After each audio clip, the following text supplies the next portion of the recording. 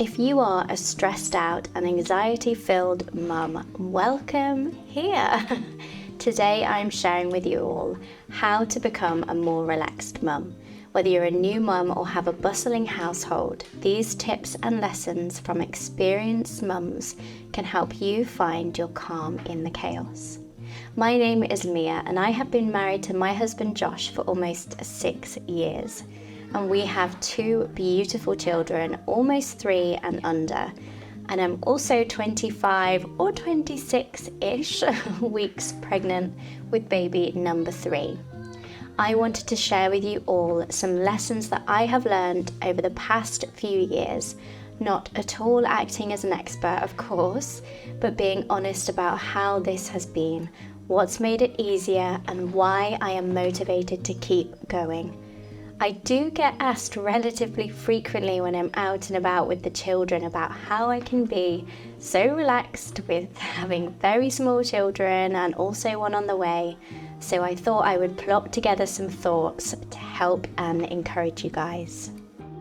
First things first, let's talk about embracing imperfection. As mothers, we often put so much pressure on ourselves to have everything perfect. But guess what? It's okay if things aren't perfect. What is this standard of perfect anyway? A perfect house? A perfect child? Things are not always in our control. We do not have to have control over every little thing in our life, including our kids. When you let them play freely, with some clear boundaries of course, that are not debilitating but freeing, the days can feel much easier.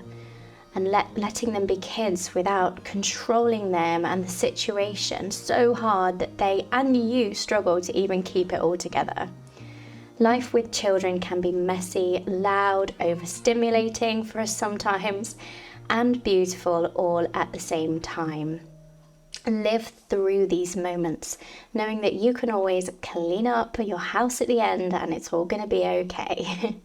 I really also try in my home, and trust me, I do not do this perfectly, but I try to focus on the atmosphere being positive and joyful more than the house being clean and put away.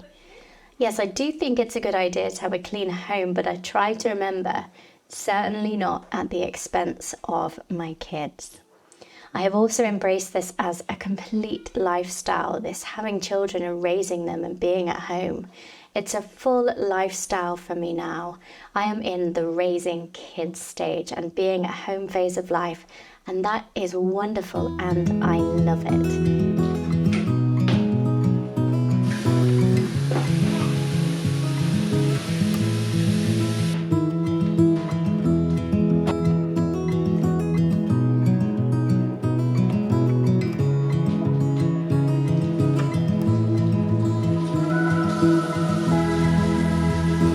Easy to view this time as a time where the kids are just taking everything from me and I'm not myself and I'm just seeking to find myself and get my body back, or the kids phase is just a gap filler until I can do what I really want to do, or even as a slight inconvenience to where I want to be in my life.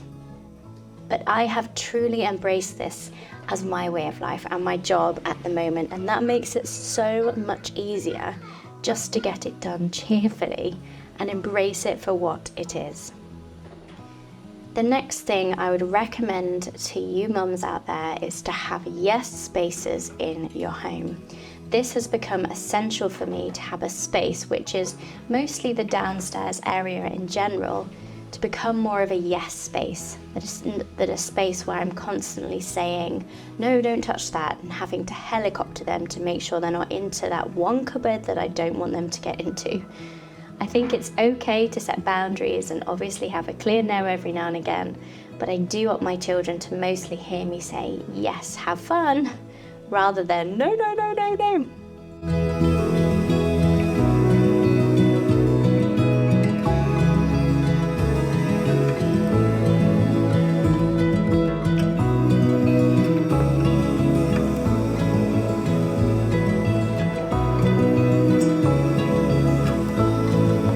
found that prayer is an essential part of this whole process.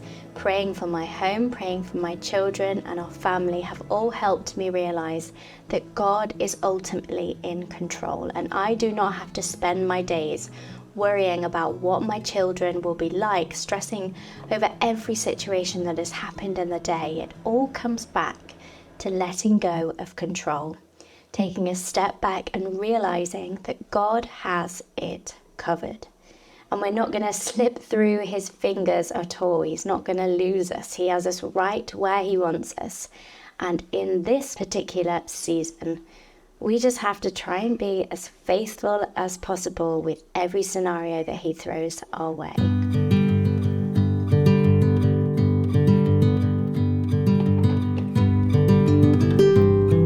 Something that I absolutely love doing is learning from experienced mums. Learning from mums with more experience can be incredibly helpful. They've been through it all and have so much wisdom to share, and I love doing this. Whether it's even just larger families online or families in my community. Have a look, who's around you, who's raised kids. I love hearing from mums who have been through it multiple times, mostly as a reminder that my kids are going to turn out okay.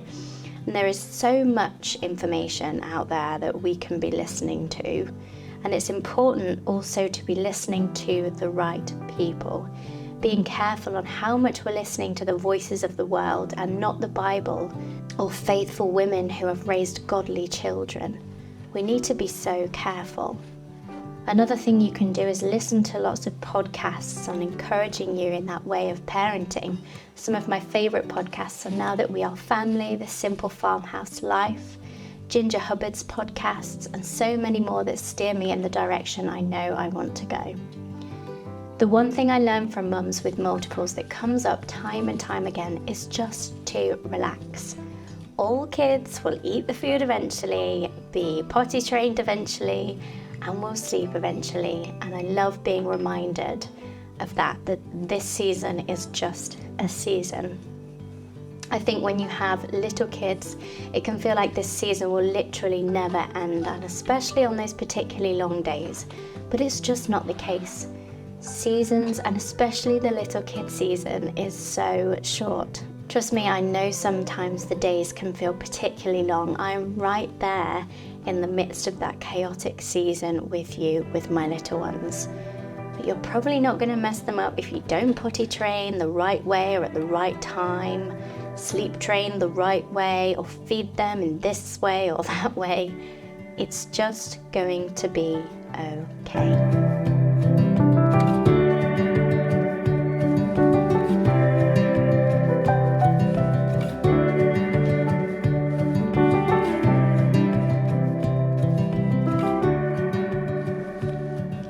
One thing that I do on an absolute daily basis is pick my battles. And this is down to picking battles with your toddler. And I do not need to pick every battle with my toddler. It's okay to let things slide. I'm talking, I prefer her to wear a cute outfit today, but she's going superhero theme. And it doesn't really matter. Letting go of the small things and not choosing to fight everything has been a real help. I like to save my battles for the stuff that actually does matter, not necessarily which bowl or spoon she'd prefer to have over breakfast. It comes down to having that control again. We just need to let go of control and let God take over the situation and have him guide us and lead us in our parenting.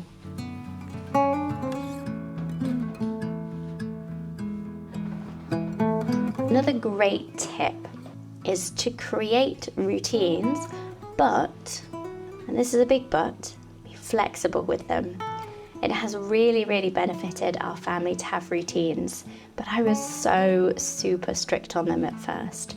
But honestly, having a loose routine that we follow in the day, but being really flexible with them has helped me a ton. It keeps the children knowing what's coming next, but also it's okay if nap time isn't on time, or lunch is a little later or earlier than 11:30 a.m, or that bath time is going on a little longer than we'd hoped because they're just having so much fun, or that we'll cope today without naps because we want to hang out with friends, etc., etc. But there were times I would just not compromise on these things, and it honestly felt to me quite debilitating. But we have the routine there, and mixing it up or moving things around has been great for me. The next one, you guys, I cannot stress enough. It has been a game changer, and it's to simplify your life, particularly the clutter in your home. I absolutely believe that simplifying your home as much as you can helps so much in motherhood. Stuff can just make us feel unnecessarily overwhelmed and touched out when that's not the thing that should be steering the ship. Of course, you're going to have more stuff with more kids, but keep it as simple as possible. And it really helps to keep you and your children and the general flow of the household much more at peace. I'm currently on a decluttering journey in our family, so if you'd like to follow along, then please do subscribe and we can do that together, because I am currently in chaos. We used to be super minimal, but since having children, we've just let it go and accumulated so much stuff, and since buying our own house too. So let's do this journey together, decluttering our home and simplifying our lives together.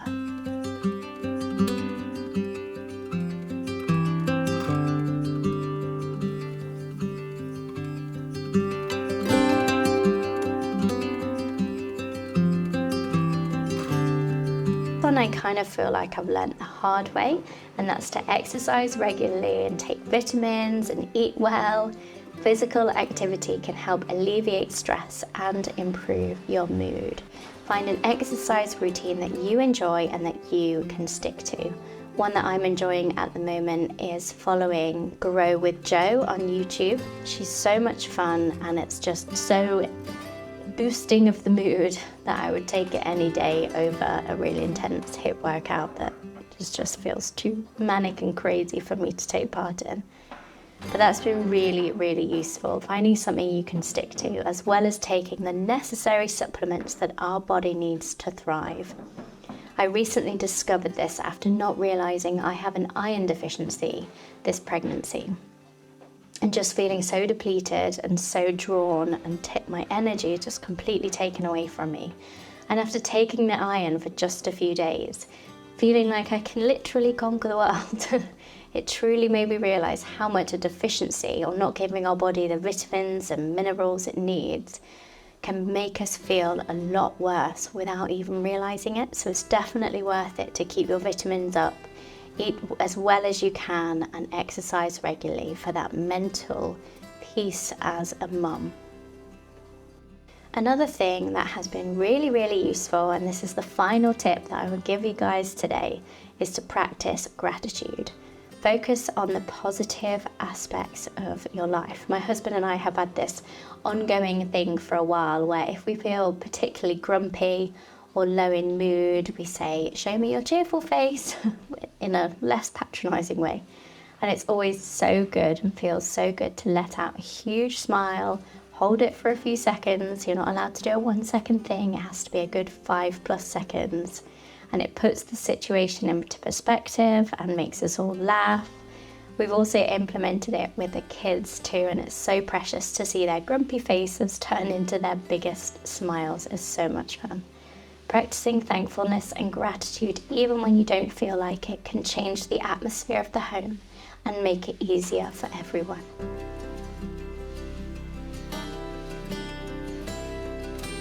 Thanks so much for being here today. I hope you found some of these tips helpful.